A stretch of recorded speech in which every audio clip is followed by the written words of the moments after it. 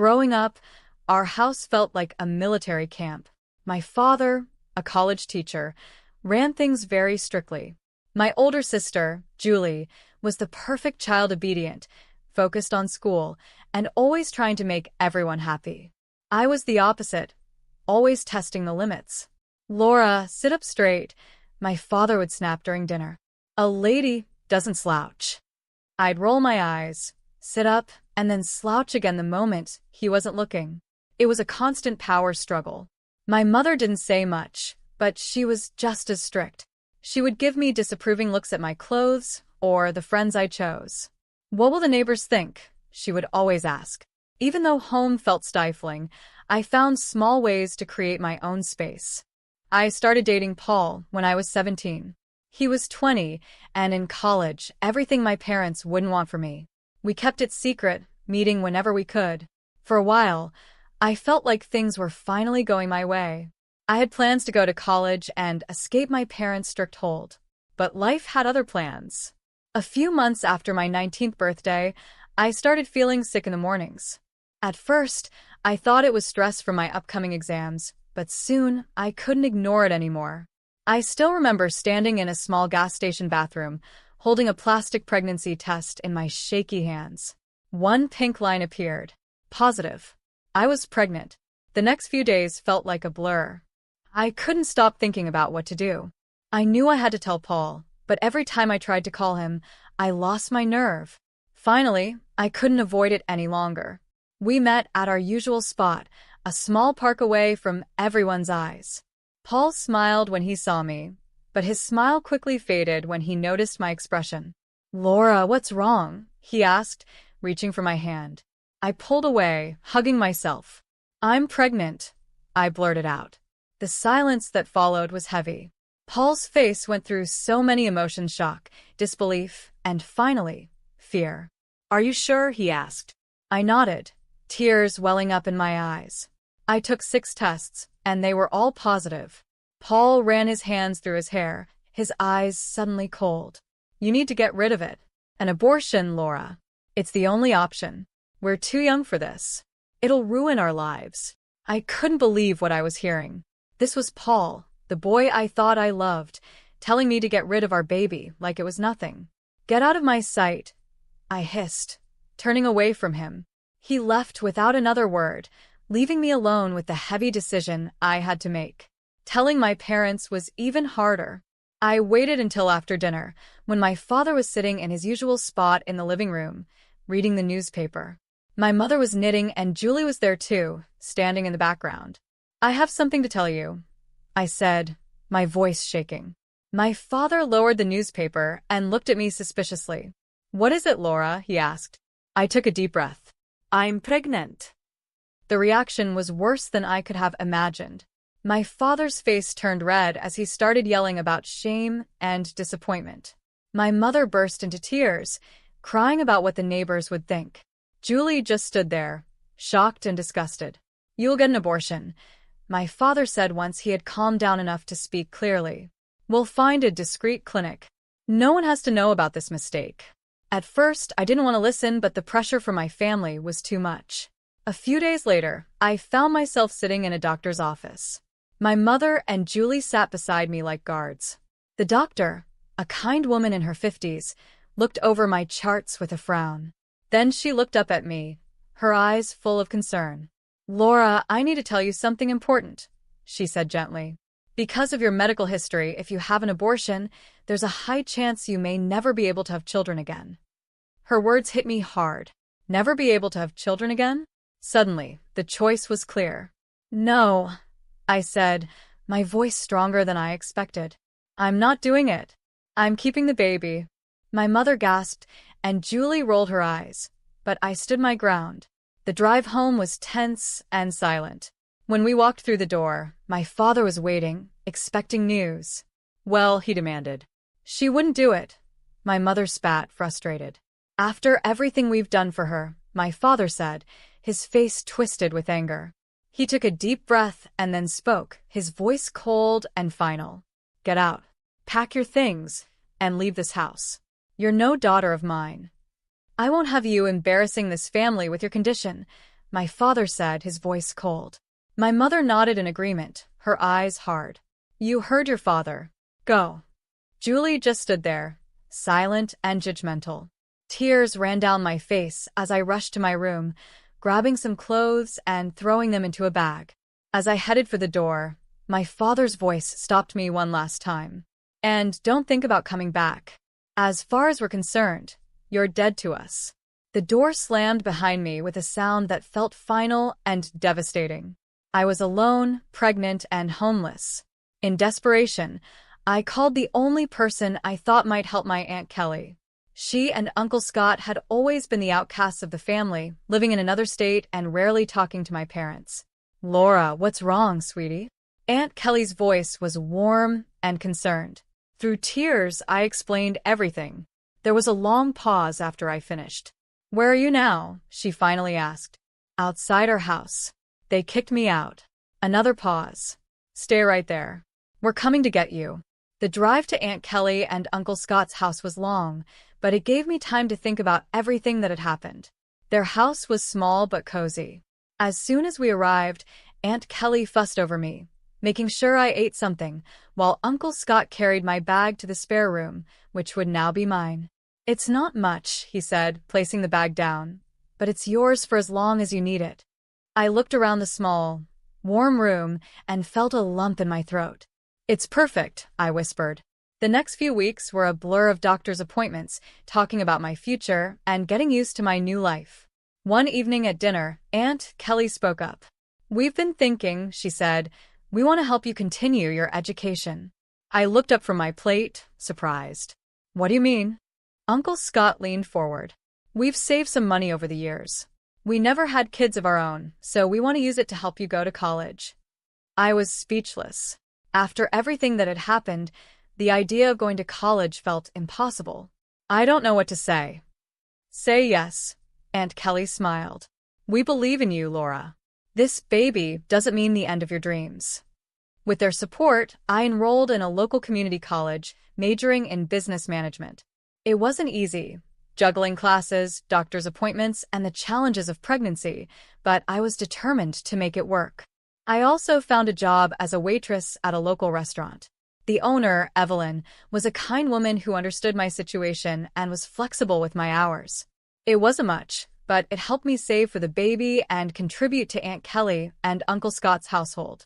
The day my son was born was the most terrifying and beautiful day of my life. After hours of labor, I held him in my arms, amazed by his tiny fingers and toes.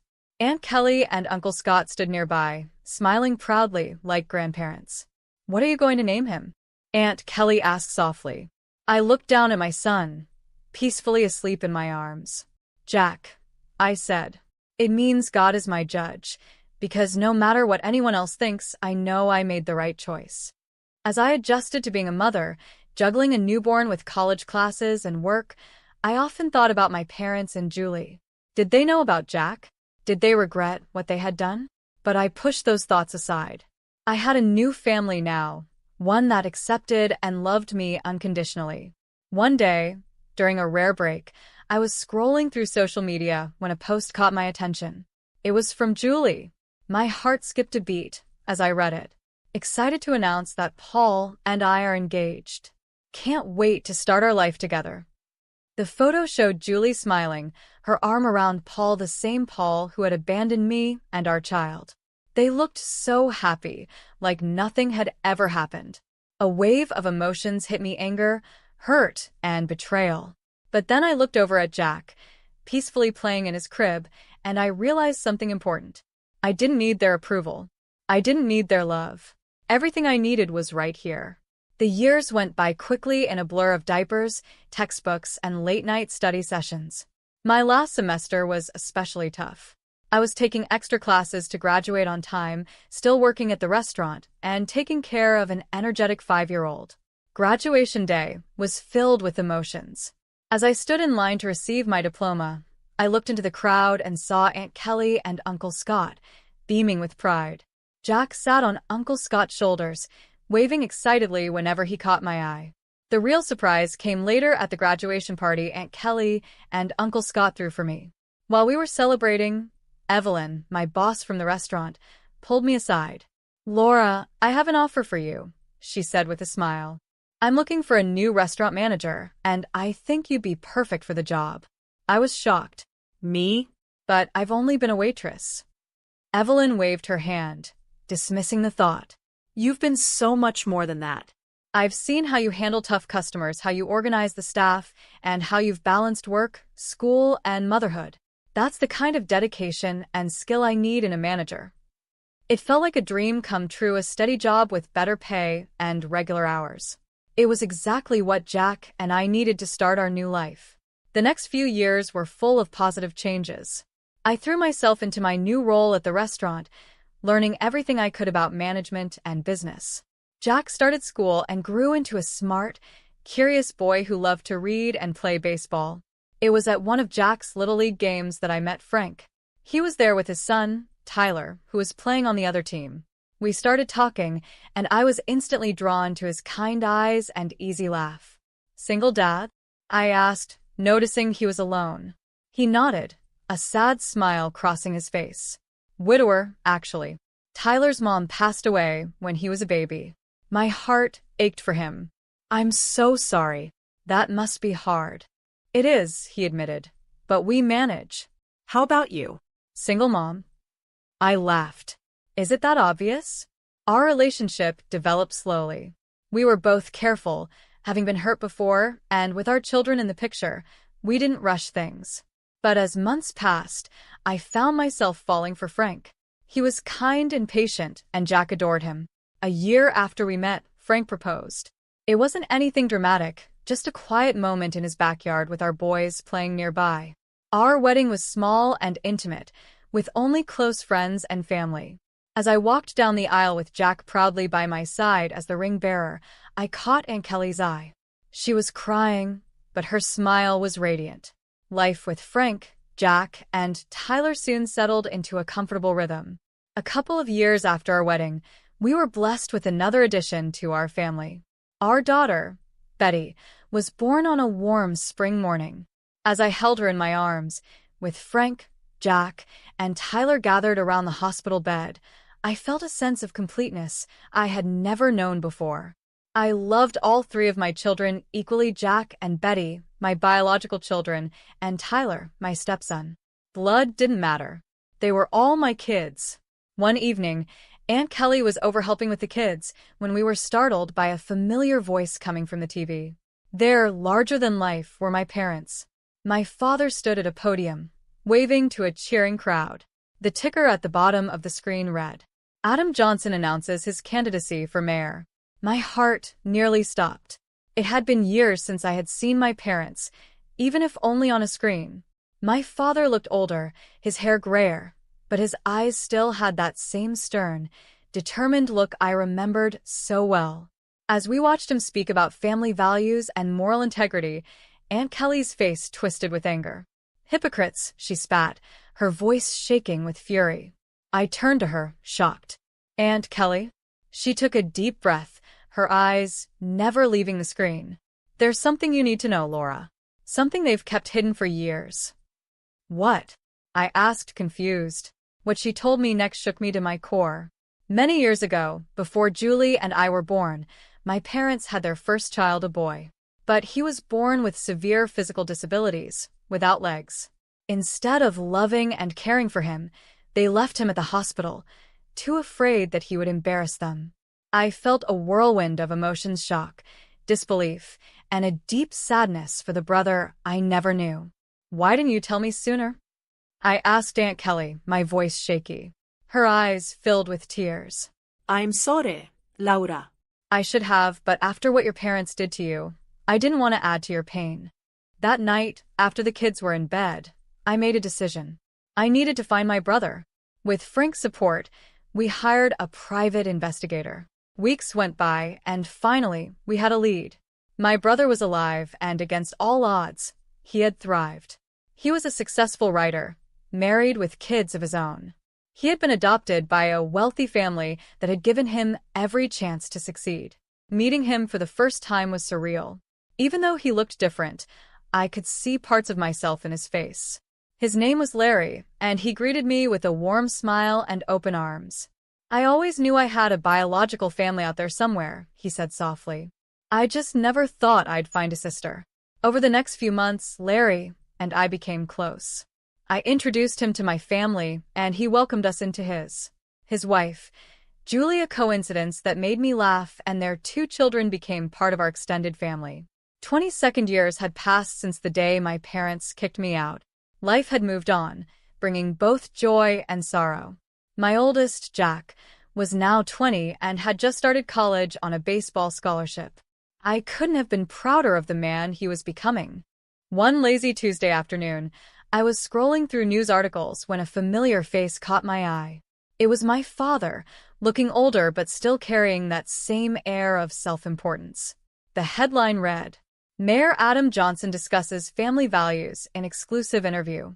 Curiosity got the better of me, and I clicked on the video. For a few minutes, I listened as my father talked about the importance of family and moral values. Then the interviewer asked about his children. My father's face softened into what I knew as his public sympathy look. I have one daughter, Julie. She's the light of our lives. Tragically, we lost 2 of our children. The pain never goes away, but it's made our family stronger. For days, I seethed with quiet rage. How dare they? How dare they erase me and Larry, pretending to be tragic, sympathetic figures? Almost as if fate was stepping in, Larry called. Laura, guess what? I'm doing a book signing in our hometown next week. It would mean the world to me if you could come. I wouldn't miss it for the world, I told him, a plan already forming in my mind. The following week, I found myself back in the city where I grew up. As I walked through the familiar streets, memories came rushing back, some good, but many painful. I pushed them aside, staying focused on what I needed to do.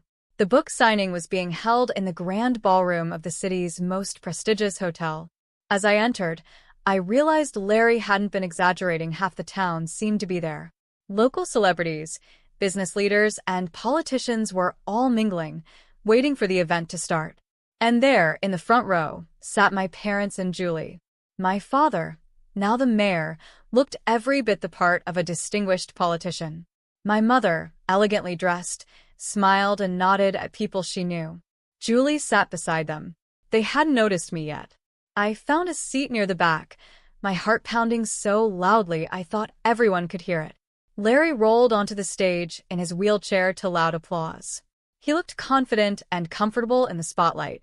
As he began talking about his book and his life, I saw my parents nodding, trying to look sympathetic. I was born with a severe disability, Larry said. No legs and other health issues. My biological parents abandoned me at the hospital, unable or unwilling to care for me. I watched my father closely, but his expression didn't change. No recognition, no shame, just the practiced look of a politician showing concern for someone else's story. It's a sad story, Larry continued. But I was lucky. I was adopted by a wonderful family who gave me every opportunity to succeed. Still, I always wondered about my birth family, who they were, and why they gave me up. The room was completely silent. Everyone focused on Larry as he spoke. My heart raced, knowing the moment that would change everything was coming. Then Larry smiled, his eyes sparkling with a mix of humor and determination. But that's not the end of my story, he said. You see, I found my family. My sister Laura is here today. He turned toward me, extending his hand. Laura, would you join me on stage? A gasp spread through the audience as I stepped into the spotlight. Many faces showed recognition. After all, I had grown up in this town. But the most dramatic reactions were in the front row. My parents' faces went pale, their expressions shifting between shock, fear, and realization. Julie looked like she had seen a ghost. They knew their carefully built image was about to fall apart. My parents stood quickly, clearly planning to make a fast exit, but I wasn't about to let them escape the truth again. Mom, Dad, please stay, I called out. My voice echoing through the now silent room. I think it's time we had an honest conversation, don't you? My parents froze, trapped by the eyes of the entire audience. Slowly, reluctantly, they sat back down. I took a deep breath. Many of you knew me growing up. You knew my family. But there's a lot you didn't know, a lot that's been hidden for far too long. And then I told them everything. How my parents had abandoned Larry at the hospital because they were ashamed of his physical differences. How they had hidden his existence, building their reputation on lies. And then, history repeated itself. I continued, my voice growing stronger. When I got pregnant at 19, they didn't offer support or understanding. They demanded I have an abortion, even though doctors warned it could leave me infertile. When I refused, they kicked me out pregnant, alone, and abandoned, all to protect their perfect image. Gasps and whispers spread through the crowd. I saw people's disgusted looks aimed at my parents, who seemed to shrink in their seats. For years, I've heard them talk about family values and morality. I said, my voice full of emotion. But their actions tell a different story. They abandoned 2 of their children when we needed them the most.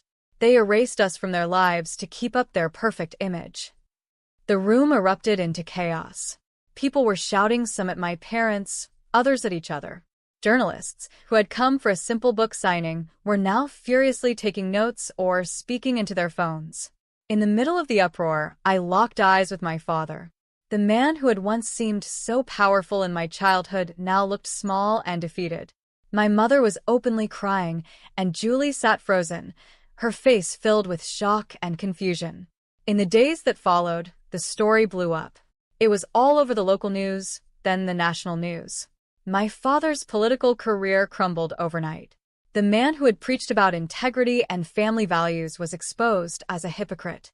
His position as mayor became impossible to hold, and within a week, he resigned, citing personal reasons. But everyone knew the truth. The college where he had taught quickly distanced themselves, firing him. Amidst all the chaos, one thing became clear: my sister Julie made her choice. She stood firmly by our parents, refusing to face the truth. During a brief phone call, she hissed, "You've ruined everything. Don't contact me again. You're dead to me, just like you're dead to Mom and Dad." But life has a way of surprising you when you least expect it. A few days later, I got a call from a number I hadn't seen in over 22 years. It was Paul, Julie's husband, and the father of my eldest son. "Laura," he said, his voice hesitant and almost shy. "I've been thinking about us, about what happened. Julie and we can't have children. And I thought, well, we have a son together. Maybe we could be a family." I couldn't help but laugh. "Paul, you made your choice 22 years ago. You left me when I was pregnant with your child. You married my sister, and now just because you can't have children with her, you think you can come back to me? No, that's not how it works." "But Laura." No, Paul. "I have a wonderful husband and a beautiful family. I don't need you, and I certainly don't want you." Goodbye. I hung up, feeling a sense of closure I didn't know I needed. But the surprises didn't stop there. The next day, I got another unexpected call, this time from Paul's parents. "Laura," a tentative voice asked. "This is Lauren, Paul's mother. We just found out about Jack." Is it true? Do we have a grandson?" The conversation that followed was emotional and eye-opening. Paul and my parents had told them I'd had an abortion and run away. They'd spent years believing their grandchild never existed. "We'd like to meet him," Lauren said, her voice trembling. "If that's okay with you. Of course, we understand if you don't want us in your lives." I thought for a moment. Paul's parents weren't responsible for what Paul did or for the lies my parents told. They had been deceived too. "Okay," I said finally. "I'll talk to Jack and see if he's open to meeting you." The meeting between Jack and his grandparents went surprisingly well. There were tears, hugs, and lots of catching up. Jack, always kind-hearted, welcomed them with open arms. In the months that followed, life settled into a new normal. Larry and his family became a regular part of our lives, filling our home with laughter and love. Aunt Kelly and Uncle Scott doted on all the grandchildren, biological or not. As for my parents and Julie, I only heard bits and pieces about them. They had moved away, trying to escape the scandal. Part of me felt sorry for them, but I knew I had done the right thing.